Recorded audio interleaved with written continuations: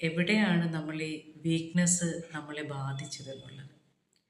അത് നമ്മുടെ ഉള്ളിൽ തന്നെ ഉണ്ടായൊരു കാര്യമാണോ? അതോ മറ്റുള്ളവരെ കൊണ്ടോ സാഹചര്യം കൊണ്ടോ നമുക്ക് അനുഭവപ്പെട്ടതാണോ?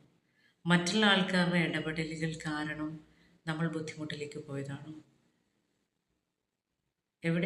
ഏതാണ് ആ സ്റ്റേജ്? ആ വീക്ക്നെസ്സിലൂടെ പോകുന്ന ആൾക്കാർക്ക് തിരിച്ചറിയാൻ പറ്റും. അപ്പോൾ അവിടെയൊക്കെ ഇമ്പോർട്ടൻ്റ് ആണ്.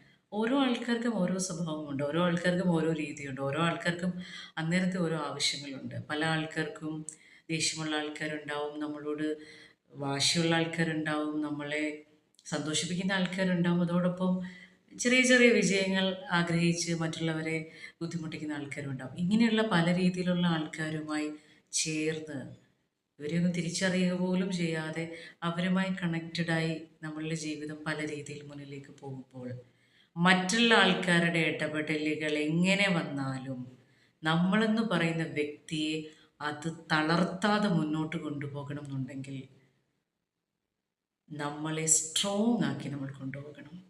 ഇമോഷണലി ആൻഡ് മെൻ്റലി സ്ട്രോങ് ആയിട്ടുള്ളൊരു വ്യക്തിത്വമായി നമ്മളെ വളർത്തിയെടുക്കണം.